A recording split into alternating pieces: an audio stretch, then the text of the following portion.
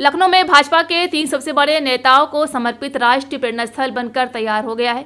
ये लखनऊ के बसंत कुंज में बनाया गया है, जहां 65 एकड़ में बन रहे इस पार्क में 3 हेलीपैड होंगे। मैदान में एक साथ 1 लाख लोग यहाँ इकट्ठा हो सकेंगे। अंदर और बाहर 1-1 हजार की क्षमता की 2 पार्किंग बनाई गई है। इसके निर्माण में 120 करोड़ रुपए खर्च हुए। इस पार्क में पूर्व पीएम भारत रत्न अटल बिहारी वाजपेयी, पार्टी संस्थापक डॉक्टर श्याम प्रसाद मुखर्जी और पंडित दीनदयाल उपाध्याय की 63 फीट ऊंची प्रतिमाएं बनाई गई। लखनऊ से खाड़ी देशों का सफर करने वाले यात्रियों के लिए राहत भरी खबर है। एयर इंडिया ने संयुक्त अरब अमीरात के लिए सीधी उड़ान सेवा दोबारा शुरू कर दी है। बंद पड़ी ये सेवा अब सप्ताह में 3 दिन संचालित की जाएगी। बढ़ती मांग और यात्रियों की सुविधा को देखते हुए एयरलाइंस ने इस रूट को फिर से शुरू किया है। लखनऊ के कृष्णनगर स्थित प्राइवेट हॉस्पिटल में सोमवार सुबह एक मरीज की मौत हो गई। इसके बाद उसके एक कर्मी मरीज के शव को एम्बुलेंस से सरकारी अस्पताल की इमरजेंसी में स्ट्रेचर पर रखकर भाग गए।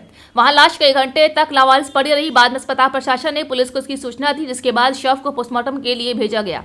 दिल्ली के राउजेन्यू कोर्ट ने कांग्रेस सांसद सोनिया गांधी को नोटिस दिया है। वो नोटिस इस याचिका पर आया है जिसमें दावा किया गया है कि सोनिया गांधी का नाम 1981 की वोटर लिस्ट में गलत तरीके से जोड़ा गया था। इसके अलावा याचिका में मजिस्ट्रेट के उस फैसले को चुनौती दी गई थी जिसमें सोनिया गांधी के खिलाफ दायर शिकायत को खारिज कर दिया गया था। कोर्ट ने इस मामले में राज्य सरकार को भी नोटिस जारी किया है और पूरे केस का रिकॉर्ड मांगा है। अगली सुनवाई 6 जनवरी को होगी। इस दौरान सोनिया और राज्य सरकार को नोटिस जवाब देना होगा। पाकिस्तान के नए चीफ ऑफ डिफेंस फोर्सेज बने फील्ड मार्शल आसिम मुनीर ने सोमवार को अपना पद संभाल लिया, जहां रावलपिंडी के GHQ में हुए कार्यक्रम में उन्हें गार्ड ऑफ ऑनर दिया गया। अपने भाषण में उन्होंने कहा है कि अगर भविष्य में पाकिस्तान पर कोई हमला होता है तो उसका जवाब पहले से ही ज्यादा तेज और कड़ा होगा। उन्होंने यह भारत को चेतावनी देते हुए कहा है कि वो किसी गलतफहमी में न रहे। प्रधानमंत्री नरेंद्र मोदी ने इंडिगो संकट पर सख्त रुख अपनाते हुए कहा है कि भारत सरकार बनाए गए नियमों और प्रावधानों से भारतीय नागरिकों को किसी तरह की परेशानी नहीं होनी चाहिए।